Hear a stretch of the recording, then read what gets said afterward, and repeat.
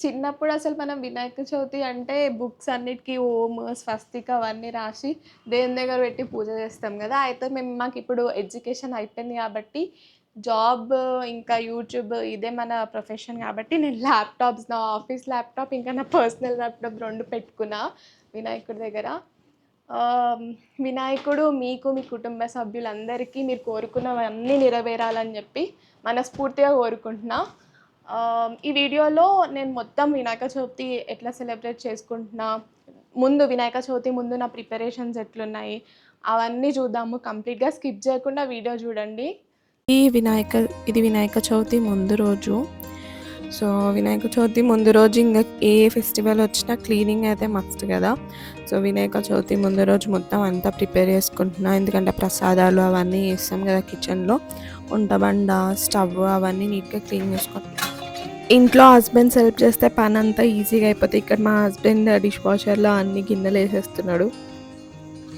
బంతిపూలు అవన్నీ కూర్చోబెట్టుకుంటున్నాం ముందు రోజే డోర్స్కి అంతా డెకరేషన్ చేయడానికి. వెండ్ ఐటమ్స్ ఈజీగా క్లీన్ చేయాలి అంటే మన ఇంట్లో టాల్కమ్ పౌడర్ ఉంటుంది కదా, టాల్కమ్ పౌడర్ ప్లస్ కొంచెం సబీనా 2 వేసి రబ్ చేస్తే ఐటమ్స్ అన్నీ చాలా ఎక్కువ షైన్ అవుతాయి. ఇవన్నీ మాకు జ్యువెలరీ షాప్ అంకుల్ చెప్పాడు. నెక్స్ట్ ఇక్కడ ప్రసాదాల కోసం శనగపప్పు నానబెట్టుకుంటున్నా. ఇది పండుగ రోజు ఇంకా మార్నింగే లేచి గడప గడుక్కొని ఇంటికి తోరణాలు అవన్నీ కట్టుకొని వినాయక చవితికి ప్రిపేర్ అయిపోయాం.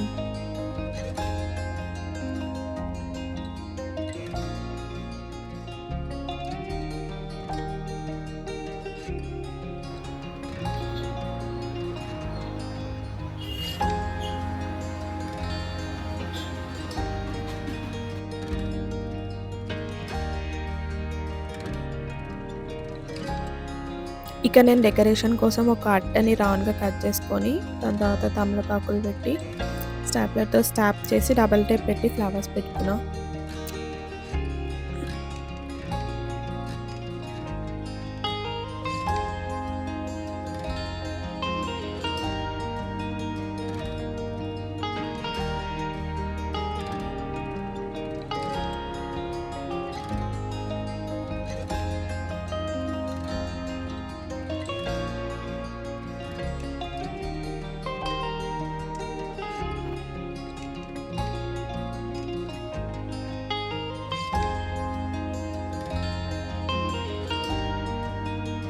మనము వినాయకునికి 21 రకాల ఆకులు సమర్పిస్తాం కదా.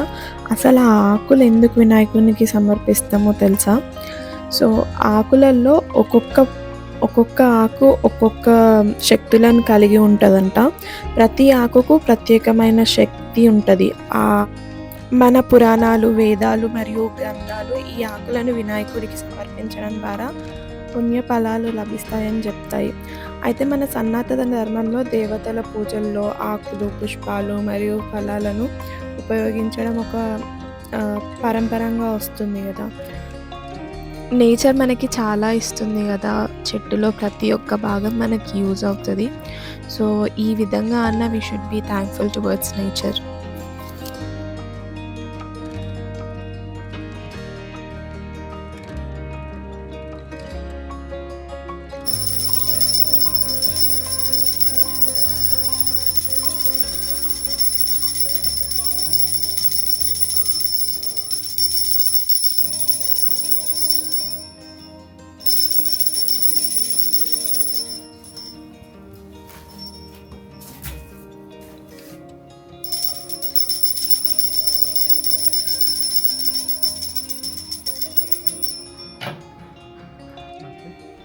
ప్రసాదాలన్నీ ప్రిపేర్ చేసుకొని 5 రకాల ప్రసాదాలు ఇంకా వినాయకుడి దగ్గర డెకరేషన్ అవన్నీ చేసేసరికి మాకు 3 అయిపోయింది ఆ రోజు. ఇంకా మేమిద్దరం కూర్చొని హ్యాపీగా పూజ చేసుకుంటున్నాము.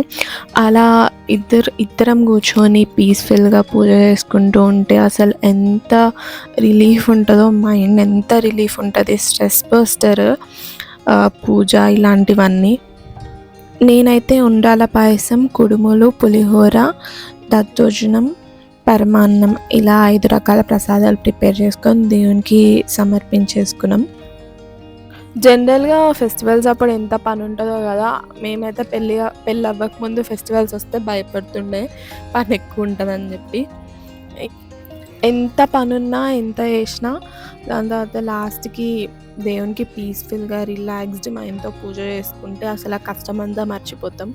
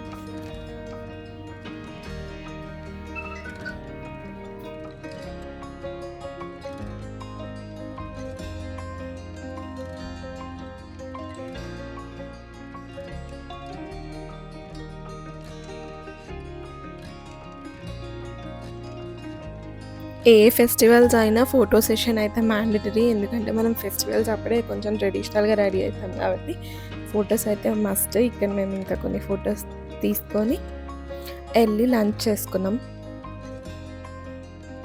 నేను మా చెల్లెలు ఈ పలక, బల్పం కోసం కొట్లాడుతుండే. అంటే నీకు పలకొచ్చిందా? నీకు బల్పం వచ్చి చూసి చూసి ఏరుకొని ఏసుకుంటుండే స్వీట్‌లో. నాకు పలకొచ్చింది, నాకు బల్పం వచ్చింది అని చెప్పి. పలక, బల్పం వస్తే చదువు మంచిగుంటదంట. నాకు పలుకొచ్చింది. చదువు నాకు వస్తేది కదా!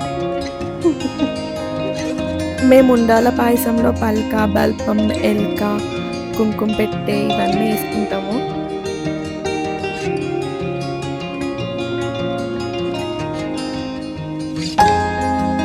వీడియో మీకు నచ్చిందనే అనుకుంటున్నా. నచ్చితే మాత్రం please like, share and subscribe to voice of Kavya. By by.